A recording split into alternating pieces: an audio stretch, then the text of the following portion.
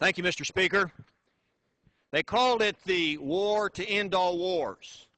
4,700,000 Americans went over there to Europe in the Great World War I. 116,000 of them never came home. Many more when they arrived back in the United States in 1918. Thousands of them died from the flu that they had contracted in France. They called them doughboys because of the look of their uniform. And one such person was an individual by the name of Frank Buckles.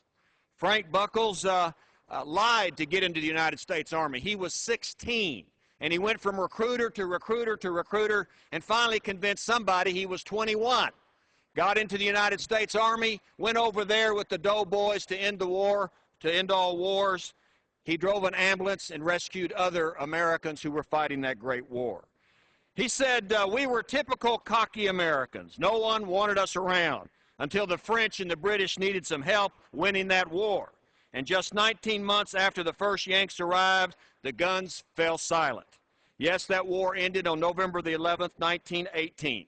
But that wasn't all for Frank Buckles. After he was discharged from the United States Army in 1918, he found himself in a place called Manila in the Philippines on December the 8th, 1941, when the Japanese attacked the day after Pearl Harbor.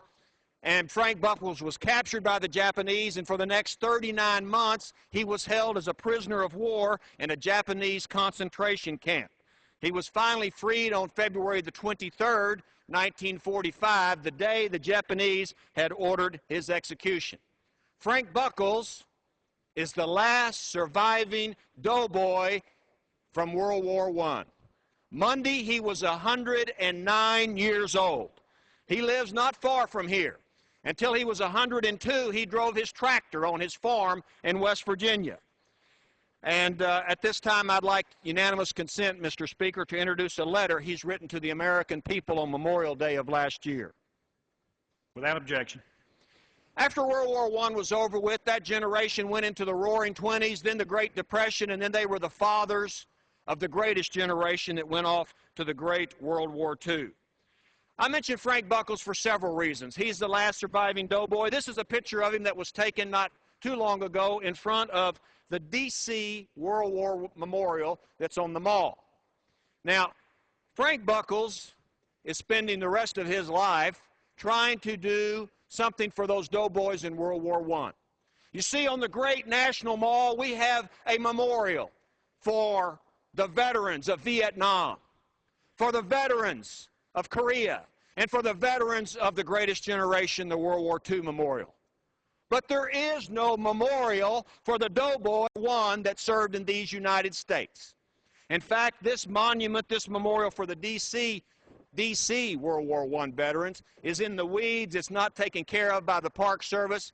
And so what we are planning and what Frank Buckles desires is to have an expansion of this memorial and expand it to include all of those who served in the Great World War I.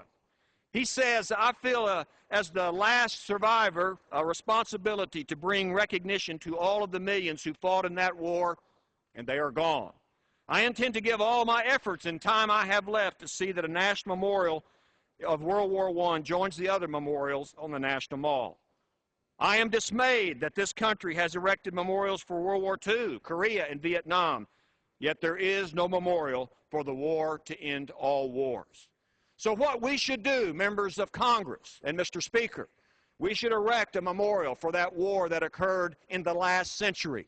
We should erect it for the doughboys of that generation, for Frank Buckles, who is 109 years old, the last surviving doughboy. We owe it to them. There are no lobbyists for the World War I memorial. Everybody's died.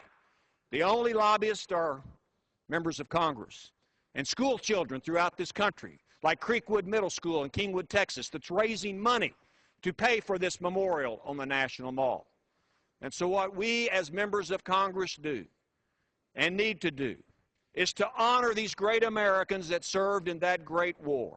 That war that we don't even talk much about in our history books anymore. We owe it to them. We owe it to Frank Buckles. We owe it to those doughboys. And that's just the way it is. I yield back.